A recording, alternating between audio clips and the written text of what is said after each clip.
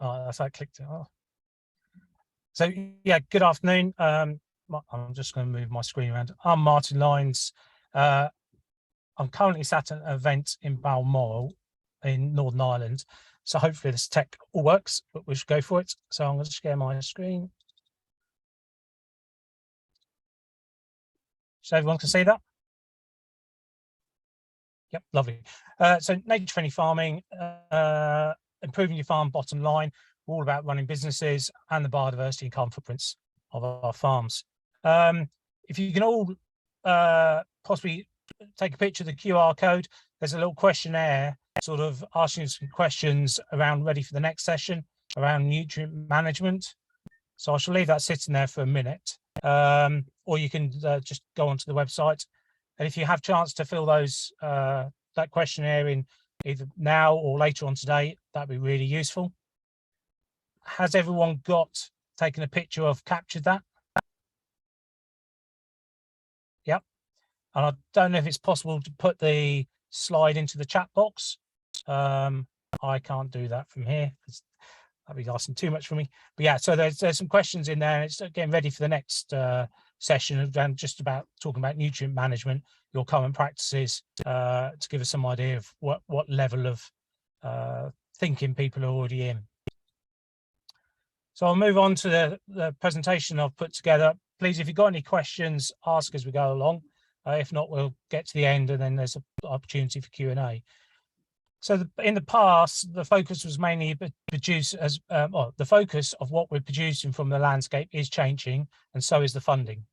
So the past was producing as much yield as possible and much food as possible, but maybe we should think about it's mainly commodities that we produce. The majority of what we produce isn't food that feeds people. It's 62% of the grain feeds animals, 40% gets thrown away, and only 22% of our productive soils actually only produce food that we eat. So a little bit of change of focus and delivery frees up land and actually takes the pressure off focusing only on yield. And as we understand our soil and our landscapes better, we can understand its true productivity. And we need to produce more from it and be more profitable and sustainable. And as businesses, we must always think about that profitability of the sweet spot for running our businesses using natural resources to produce food and other crops and other commodities. And I think farmers are the original asset managers. We manage the asset of natural capital, of soils, landscape, nature, to produce goods and services that we can get financially rewarded for. And as we go forward, there's an increasing focus around the carbon and nature, and also around how do we manage our businesses to mitigate our own carbon footprint, but also we're going to have to mitigate the carbon footprint for others. And how can we trade that carbon offsetting and capturing we can do on our landscapes for our own businesses, but also to reward or get financial reward for others. So my focus now is to produce as much as possible for the best margin of all the goods and services public are asking for. We know we can sell crops, commodities, meats, livestock into a market. That market price goes up and down. We also can sell some of the natural capital assets and deliver public goods, and we get rewarding in public goods finance, but there's also increasingly private markets for biodiversity and for carbon coming along. And a lot of what the government is trying to encourage farmers to do is sending them in that direction. Government doesn't want to tell farmers what to do yet, but they just want to send signals and offer incentives. So if we look at our own businesses, our own farms, many of our core costs are maintaining and managing the landscape. The pictures on the left-hand side, if you're talking to a livestock farmer, you may call them livestock fences or recycled pallets for a fencing system. But if you're talking to an environmentalist or to a government, we may want to call them environmental protection fences. We can get capital grant money then to protect the environmental assets and manage that water resource or that hedgerow and get financial rewards. The same is for hedgerows, great for capturing carbon, great for biodiversity. In the spring and summer, these hedgerows are the vertical flower margins. So we don't just have them on the edges, we can have them up vertically. We can cut the hedges every 2 to 3 years. If we place a grass margin beside them, we can usually cut them after winter, after Christmas when the berries have all been taken, and then we can get financially rewarded for that grass margin as well. And remembering the edge of the field is usually the least productive piece and can offer the most for biodiversity. Also, you can see the bottom picture there is where we trim up over the winter. So we can move our overtime peak that is usually in September when we're doing field work. Instead of doing the hedge management and margin management, we can move that to post Christmas. And sometimes if you have wet fields, you may want to do a little bit earlier. And then we've got our ditch management. We can buffer with flower margins, grass margins. So we're not putting any pesticides into watercourses. Many of the pesticide products we currently use have large buffer zones. So we shouldn't be farming up near watercourses currently. And we are going to see increasing incentives or recognition of having to abide by the cross compliance and the legal requirements under LERAPs of buffer zones near watercourses from many of the products. So we can get financial help and reward for delivering these margins. So in the top picture there on the right, there is actually a ditch in the middle there, but that's well buffered and it's making a corridor of wildlife across my farm. And the bottom picture on the right, when we do trim, only trim part of it. One, it's a biodiversity habitat. It can overwinter biodiversity, but every time you start a tractor up, that's 50 to 80 pounds an hour of having a tractor running and burning diesel. So only cut what you need to cut. The least you can cut, the better. And it's better for biodiversity and the financial return of your business. So I have been in stewardship schemes for over 20 years. I know many other farmers have in the old countryside stewardship, in the ELS and HLS schemes, and many are now in forms of countryside stewardship. So in the past, we were just doing buffer zones, added a few hedgerows, and on the left-hand side, on the right-hand side, in our previous scheme, we started taking out the awkward corners, misshaped bits of field. That reduced our costs of application because we've minimized the overlap and actually increased our yields by taking those less productive areas out of production. So the middle of the field yielded more, and then around the outsides, we're getting additional income coming in. And these schemes have been evolving for the last 20 plus years. They're not quite there yet, and there's another development coming as government moves forward in England to the ELM. So the first part of the ELM is the Sustainable Farming Initiative, and DEFRA have announced they're willing to pay up to £1,000 just for entering the scheme. So hopefully everyone who has the opportunity has already entered and at least done one option on one field and received their £1,000. Government, DEFRA, this is funding for helping farmers read the system, go online and read all the options that you can do and to pay for your time, and recognizing that as smaller businesses, that's a disproportionate amount of your time, so that it's focused around that first 50 hectares and to reward them for doing that. What DEFRA don't want to see is us farmers all employ agents to do this for us. They've really made the application process as simple as possible. Many of the farmers I get to talk to who have gone through and done the SFI soil standards are typically taking about 20 minutes to read through the process, click the options that are available for them, or what they want to do on their fields, and then they get an additional £1,000. For farmers, that 20 minutes, half an hour of your time reading through the process is worth £1,000. But you really need to just get the detail of where do the options fit your farm, your fields. So last year, the SFI soil standards came out and you had the introductory of completing a soil assessment and a soil management plan. Currently, if you're in Red Tractor or other assurance schemes, you'd already be doing a soil management plan. So that's already kind of in process. So that's an easy win. Testing for the organic matter. Some farmers have been doing that, but that's not really been an incentive in the past. Many have done for nutrients, but not for the organic matter. So that's maybe an additional cost, but you've got to do it within the period of running the scheme. So you have for 3 years to get it in. But it actually opens your eyes to what's in your soil and the level of organic material and what carbon capturing you've already had and how healthy your soils are. And then the other one is to have 70% of the land covered running into winter. So that may be just your winter cereals. That may be a cover crop. So it's just about having a good material covering the soil to protect the soil from runoff, from nutrient leaching. And then if you went for the intermediate level, which was paying just over £40 a hectare, there's a few other additional elements added into there. And I think the key one is 20% going into cover crops into the winter. So they're trying to incentivize spring cropping to sort of that whole IPM process and having a more diverse cropping system.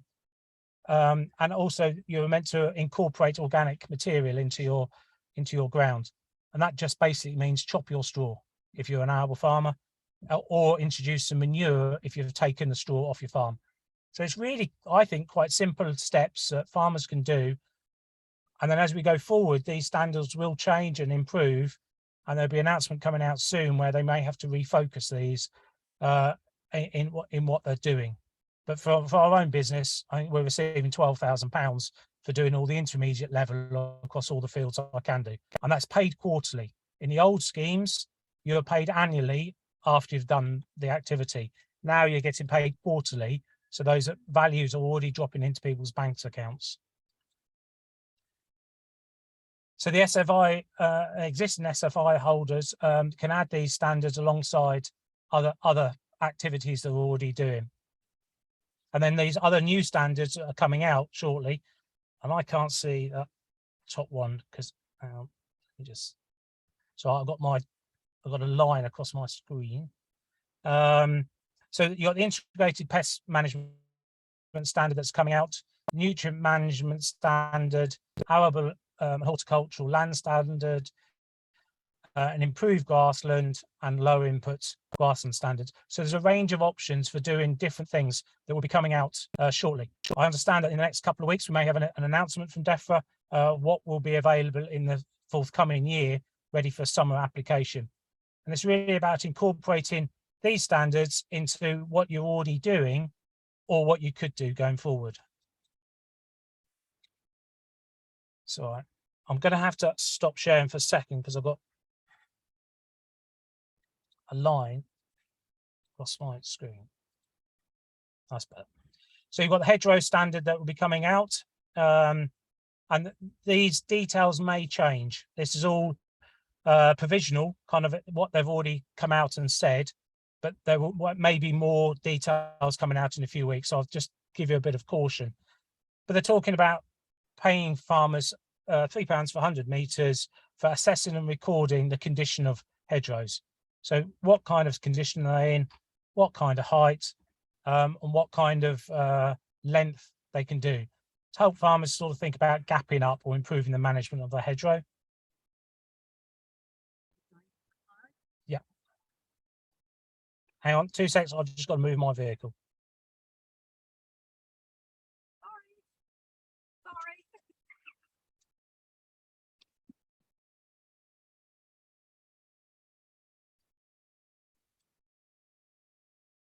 So can you hear us again still? Yep. So, and then maximising it, maintaining existing hedgerows. So there's a real focus around hedgerow management and getting rewards for that. The integrated pest management standard, for just completing an integrated pest management assessment on your farm, there's £989 a year for doing that. And the IPM plan, if you're doing Red Tractor, you should already have one. We haven't seen the template yet, or hasn't been published to understand quite what the DEFRA want us to do for their IPM plan. But just taking that simple action for every single business, there's some good opportunities. And then establishing grass margins to really think about where does the beneficials and the predatory insects live on your farm. You can get for those buffer zones and flower margins. And also if you want to add a companion crop in. So if you're growing oilseed rape or another crop, you could add a companion in within that, so you get more diversity in our soil. There may be opportunities in diversity in mixing crops. So we may grow winter beans or spring beans and add oats or another crop and join the cropping together. And also £45 per every hectare you choose to not use insecticides. And if we get the balance right of getting the biodiversity levels right, from my own farm, we haven't used insecticides for over 9 years. We can get that level right, but also you can manage the risk if you're not so confident or the biodiversity isn't there on your farm yet. Another standard that's coming out is the nutrient management standard. Again, another £989 just for completing the nutrient management plan And again, you should have already been doing some of that within your Red Tractor standards. So it's about a new action, but for much of what you should be doing. They really want farmers to take control of their nutrient management and have an understanding of what they're putting on the land and what may be leaving the land and causing pollution risks. And then you can also establish and maintain legumes and also legume fallows. So you may want to put a herbal rich lay in for a year or two, or 3 or 4 years, and that AB15 to sort of build fertility up or build opportunities of getting the nutrients built up in your soil from natural processes. So you also got the arable and horticultural standard for maintaining. We're going to have to reverse the ELM and then the road. We're going to have to move down a bit. All right. Wow.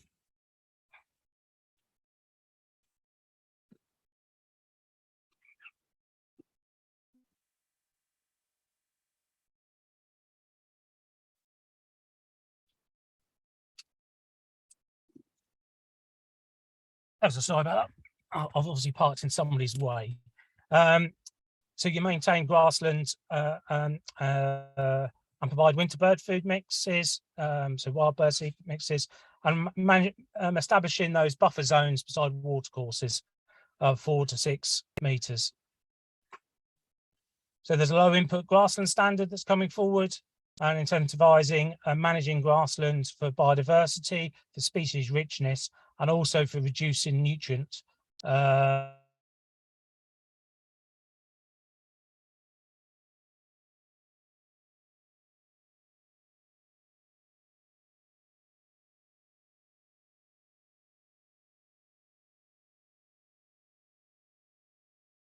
Looks like we might have lost Martin for a moment there. See, he's moved his vehicle into somewhere where there's not such good reception. Hopefully he'll be able to join us back in a moment. It's probably the lady trying to move him. Yeah, not easy. Moving a vehicle and presenting at the same time is I don't think I've tried that one before. That's quite impressive. Yeah, there he is. Oh, hi Martin. Howdy, where did you lose me? The slide's just gone. Where did we lose you? Anybody help with that? I was paying attention. I was more worried about the tech though. I'll go back to the so countryside stewardship. Oh, it's the one before that, I think. Yeah.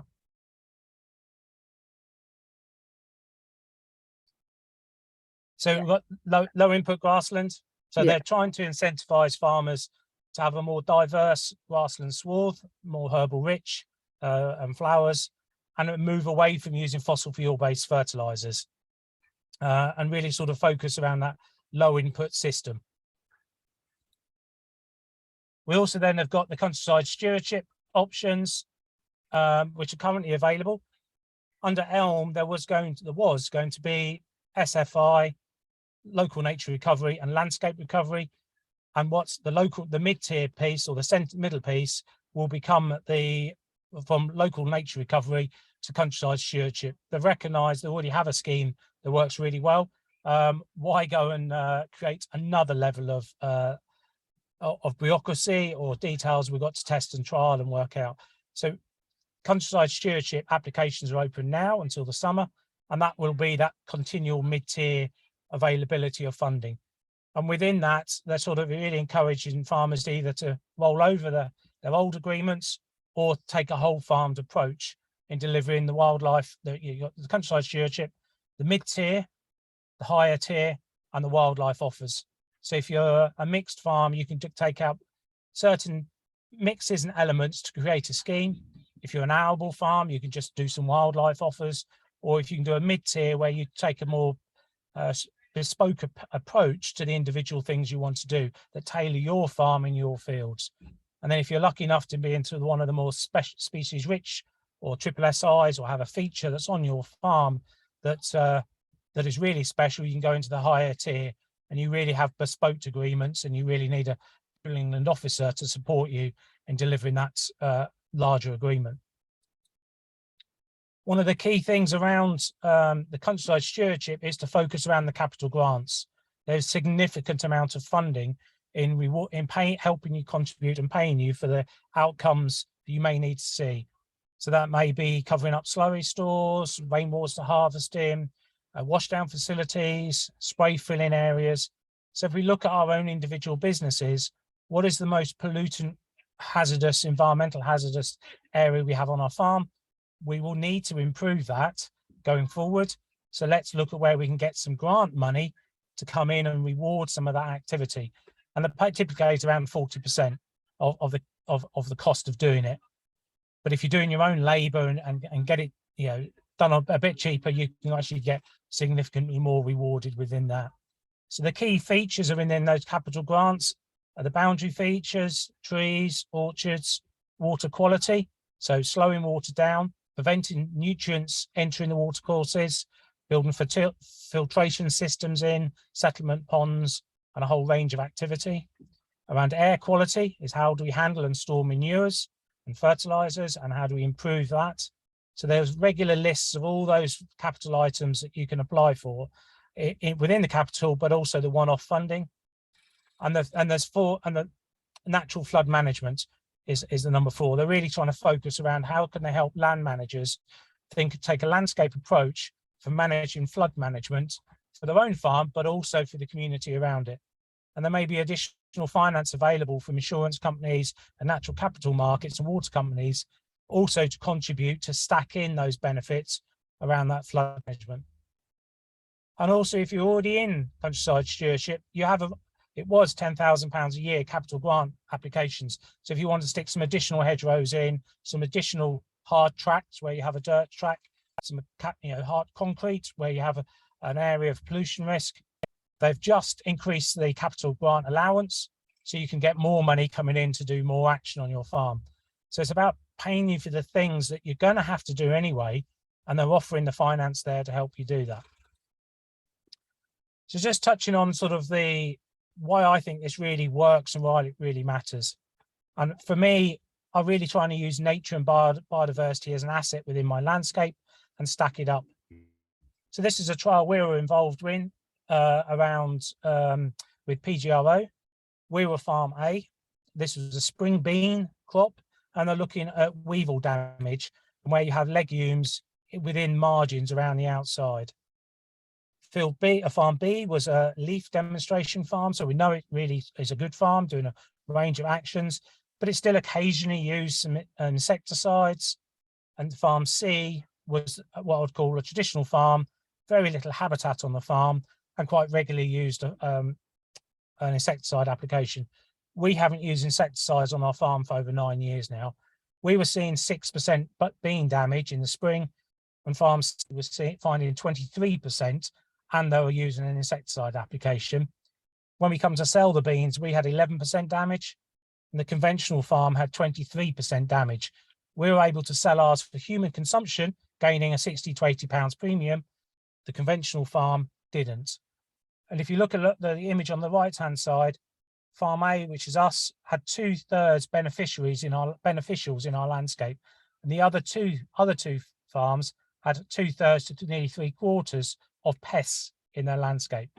And it's about getting the right actions in the right place to make integrated pest management really work, and building biodiversity in your landscape that then can help increase reduce your costs and increase your productivity.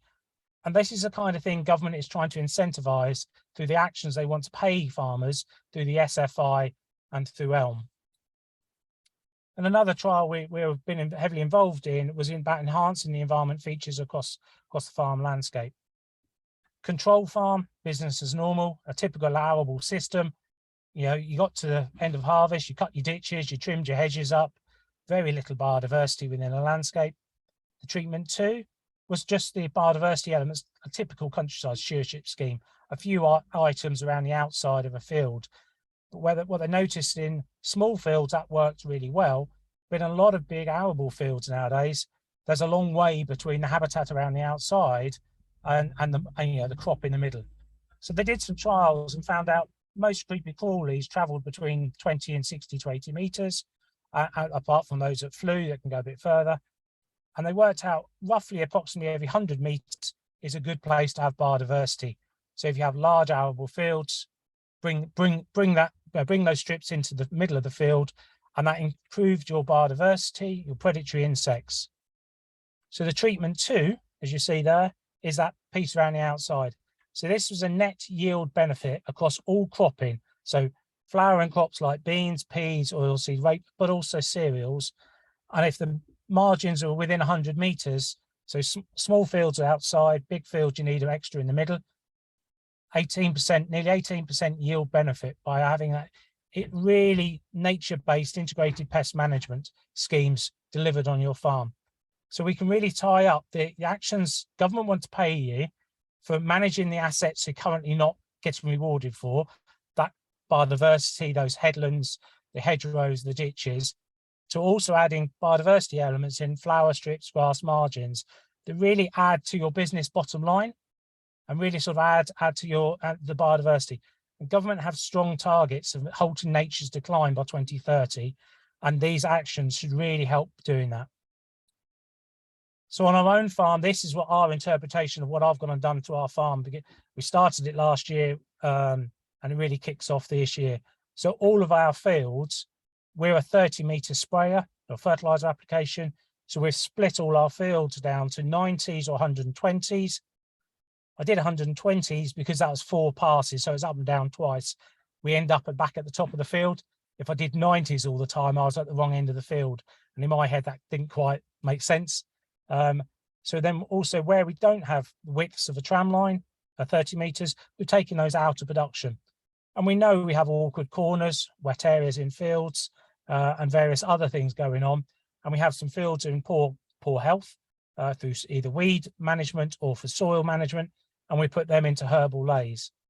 So the map looks quite complicated, but actually it really works. Those margins don't go to the edges. It's a working headland. I have more biodiversity into fields. We're putting more hedgerows in. We're adding more trees. We're building herbal lays into the system and getting financially paid for doing that. That actually pays more than growing a poor winter rape or spring beans. So it's making that cover as a break crop in my system. It sort of moves to those regenerative principles, but not quite organic.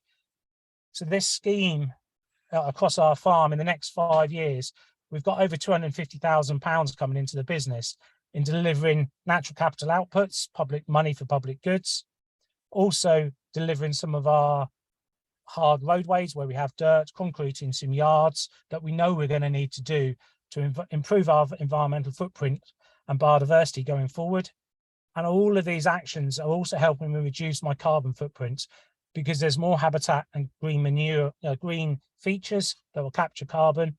We're improving soil health. We had a capital grant to buy a new drill, but capital grants for tire technology, GPS applications, so we can target applications just where we need them.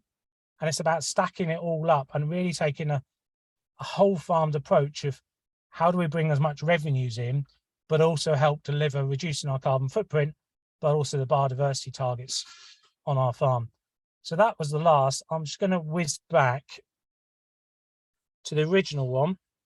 So if anyone hasn't got that, I'll leave that up.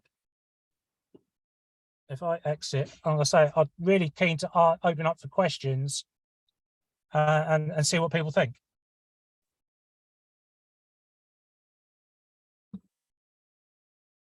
Hi, Martin. I'm looking at a lot of the new options, but it looks like someone like us that's predominantly pasture-based and already organic, there's not really a lot available right now. It's not too much of an issue because we're quite new into our new stewardship agreement high level, but I'm looking at what we might do next. I assume that all these things are due to come out in due course, but not yet. So as a grassland, on productive grassland, there are some elements in it. Below productive grasslands, uplands, that there isn't a great deal there. The soil standards you can do on some. And you could, yeah, there are 1 or 2 bits there. There will be a lot more coming out. The government are under extreme pressure around that less productive farmland area the model they currently got is income foregone, which doesn't work for less productive areas, because if you're not making much income anyway, an income foregone model doesn't work for those areas. But it is just looking at that. I mean, there's 260 odd, I didn't put all the options, there's 260 odd options there within stewardship. You can adjust your stewardship, what you're already in, and bring in those things. But one of the key things is also look at the capital grants about what you need to do or what you need to improve on your farm. Sure. And so we're in the landscape recovery pilot for North East Cotswold Cluster, which I think is the only one at the moment. But if we were to stick with that, we can obviously layer in the kind of lower level options underneath, as long as it's not double funding, isn't that? That's right. That's right. So the government don't want you to have double funding of public money, but they don't mind you having private funding. So you could, if you know, and carbon markets, biodiversity net gain. Many of the water companies in many areas are encouraging farmers to take activity that leaves longer grass, add cover crops into arable areas, really trying to protect the nutrients within the soil. So you can stack all those on, and it's looking at what's available in your area and how do you work together as in clusters or in a landscape to talk to water companies or other funders to stack those benefits in.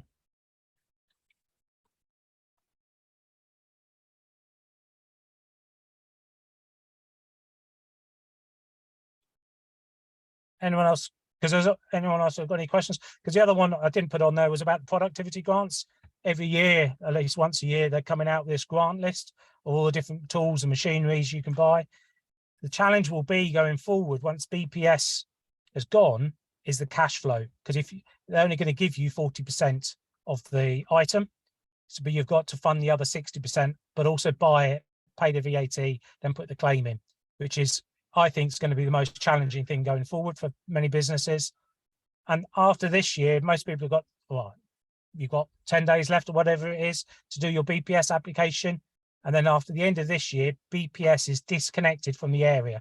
So after this year, you will not need any land to claim your BPS money. It's decoupled. But within our current BPS, we have cost compliance around hedgerow management, buffer zones, and a number of other, and soil health. They will be staying. So those people that think they're not going to do ELM and farm differently, many of those cross compliant rules are already in place in legal requirements. So you can end up having to do stuff anyway. And my view is might as well get paid for some of it in doing features, not just do it off your own back.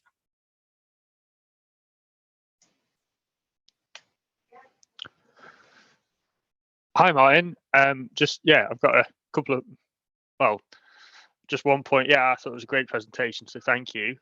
And just sort of get your view on, you mentioned there, selling biodiversity net gain and carbon credits. What's your take on those markets? Because I'm just a little skeptical with the lack of regulation and transparency. So what would stop you, for example, selling the same biodiversity net gain to several people? Because as far as I can see, there's no regulation around it. There is very little. There's no central recording system or anything else. The government have got consultations going on around what those markets mean, how they will be regulated and how they'll be recorded, because until that regulatory framework are in and honesty within the market, it's a cowboy's market. So we know many, Natural England will pay for new ponds. There already are some features around natural capital. And at the end of this year, all developers are going to have to deliver 110% of any habitat they take away. So they're going to be offsetting it. So hopefully that regulatory framework will be in place. I think for many businesses currently, measure where you are, map what you've got, understand your current biodiversity footprint and what else could you offer or deliver. And the same as your carbon. We see many getting excited of selling carbon credits now. I think it's about getting the data and understanding and let the market just see what's in front of it and trade in a proper way. My personal view is we should not be trading carbon unless we're sub-zero.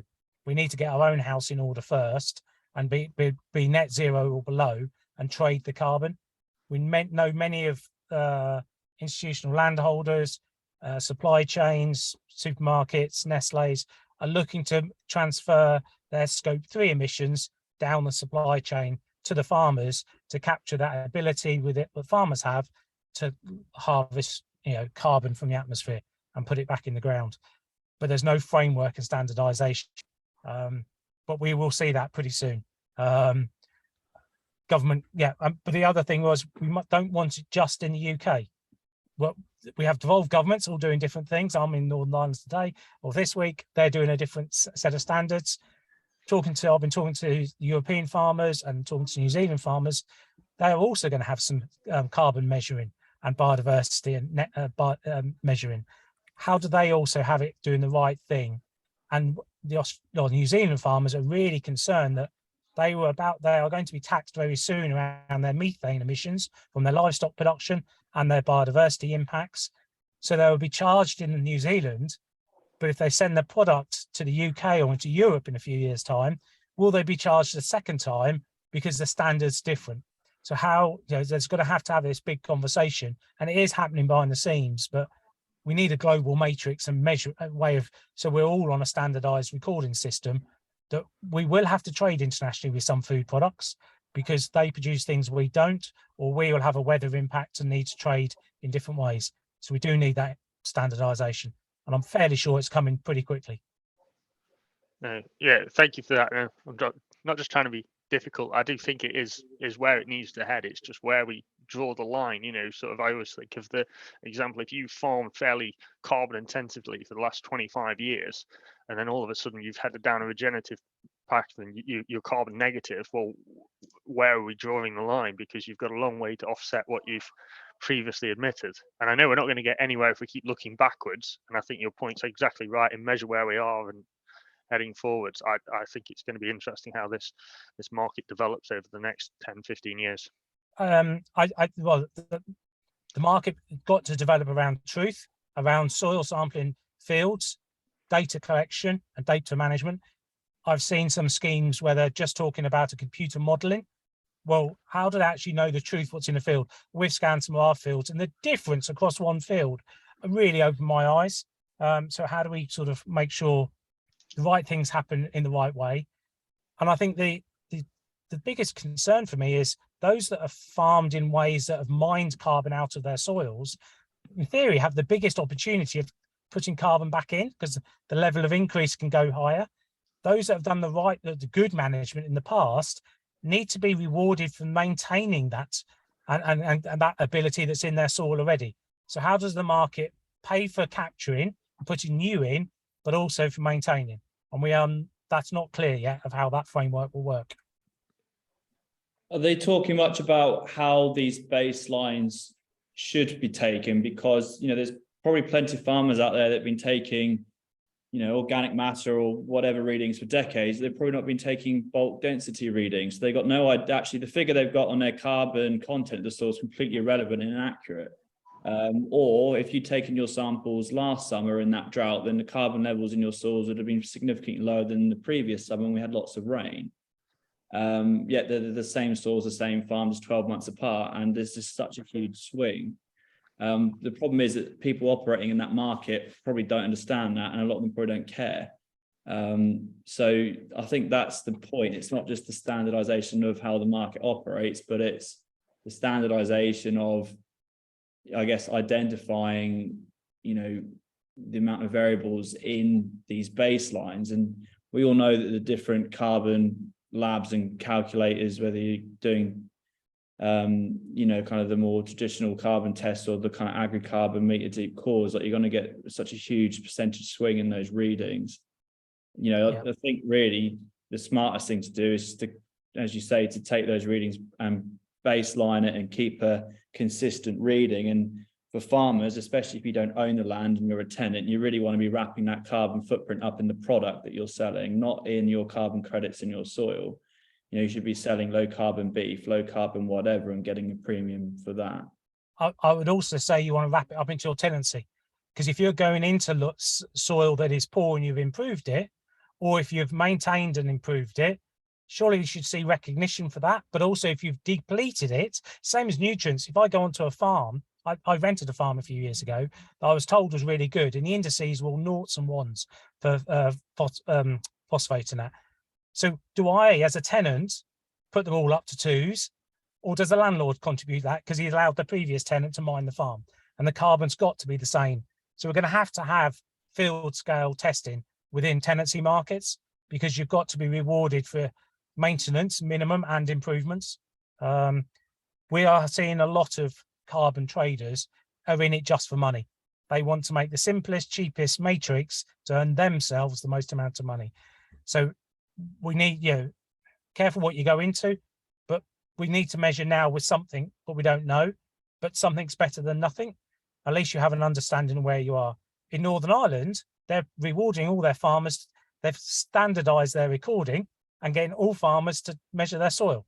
So they will have a baseline. In England, we've suggested doing stuff without putting a framework of what that measurement is. We're doing it personally doing it the wrong way around.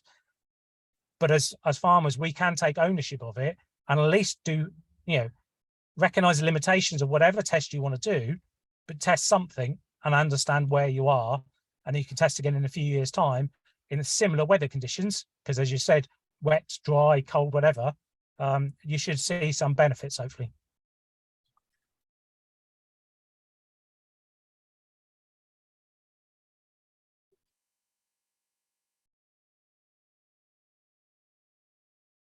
Any other questions? Has everyone managed to answer that questionnaire or stored it for later? Because that's hopefully you can all understand the questions that are in it. There's no right or wrong answers. It's just giving us an idea of roughly where you all are and what you're thinking about or what you've done in the past. If people have done lots, we can talk differently. If people haven't thought about doing some things that are in those questions, we can go back to sort of why they're important, or I think some of those are important, to just give you a baseline and give you, it's all about that data and giving you an understanding to make an informed choice and hopefully reducing your fertilizer applications and your emissions. If you haven't already, I've put the link in the chat. So if you, in the last few minutes of this call, if you haven't already, if you could have a look at the questions, if there's any queries you've got about any of the survey questions, then this would be a good time to ask Martin.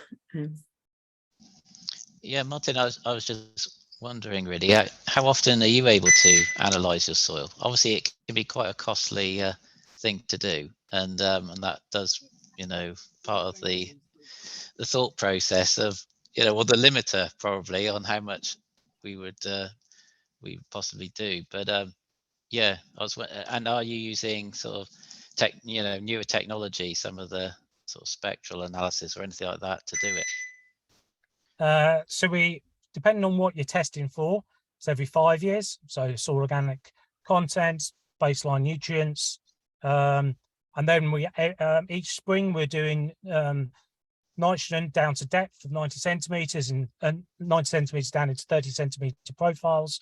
We're doing satellite biomass imagery, tissue analysis, handheld SAP analysis, and sort of building profiles of what the crop is telling us and what we think it might need. The additional testing, we've done some various organic sampling down to depth and bits and pieces. But I engage with anyone who wants to offer me wants to do a trial, because the more data I can collect, it gives me free information. And it's about working out what do we need to record. We don't know which system we want.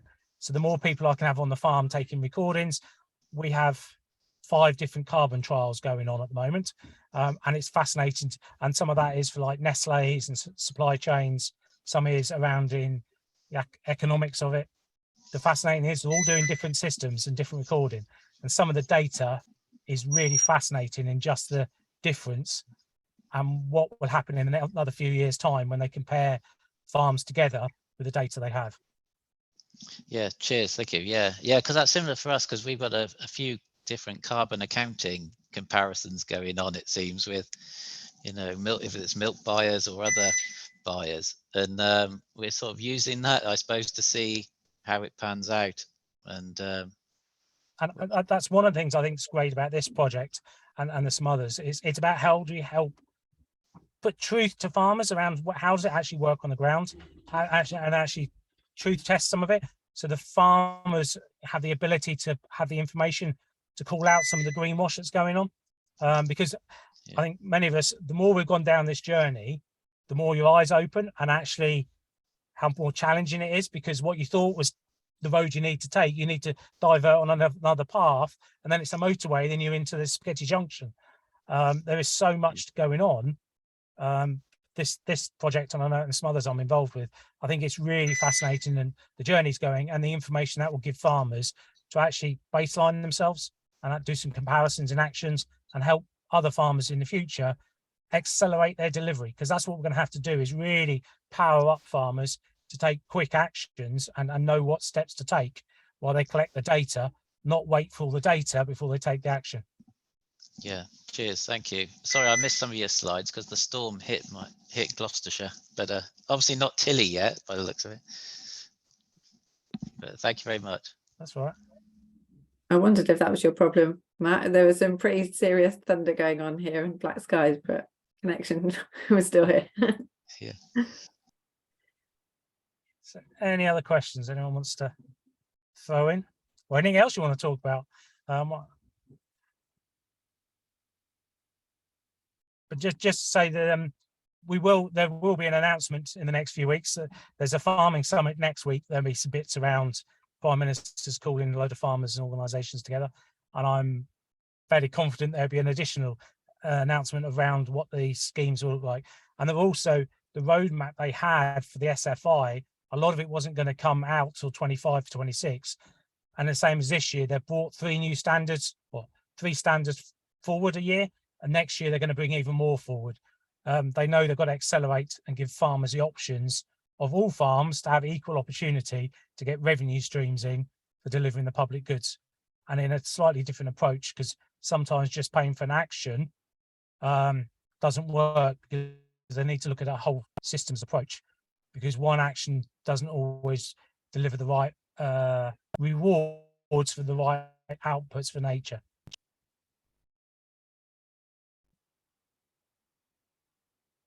Silas, you're on mute.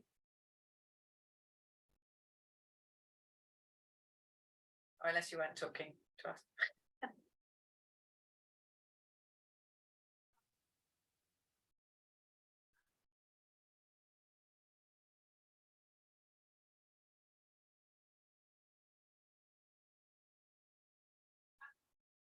Any other questions? No, well, thank you ever so much. Hopefully that was useful. What I will do is when we get an update from DEFRA in a few weeks' time, I'll send it to Tilly and she can send it around to sort of where DEFRA are. And don't always read the farming headlines, look at the detail, go on the DEFRA website. There's an awful lot of information available, but unfortunately you have to go hunting for it. And the DEFRA site isn't the most friendliest of sites to navigate, but there's some really good resource out there. Brilliant. Thank you, Martin. Really appreciate that. I found that really interesting. I'm sure everybody else did as well. There's some thanks in the chat. And actually, I feel a lot more positive. I think I'm always ready to be quite critical of the government, especially when it comes to farming. And it sounds like there's some good things happening there. So that's really positive. Thank you.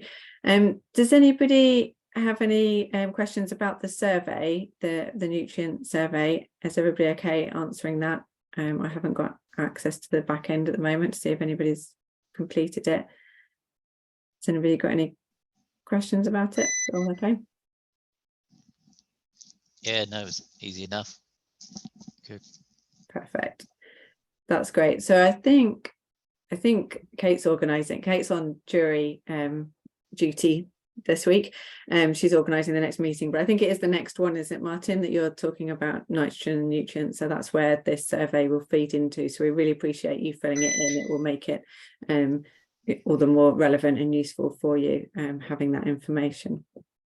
So if there's no other questions or anything anybody wants to add, we can finish 5 minutes early and give you an extra 5 minutes in your day. No, it's all good. Thank you so much, Martin. Oh, thank you. Cheers. Thank you very much. Cheers. Brilliant. Bye bye. Take care.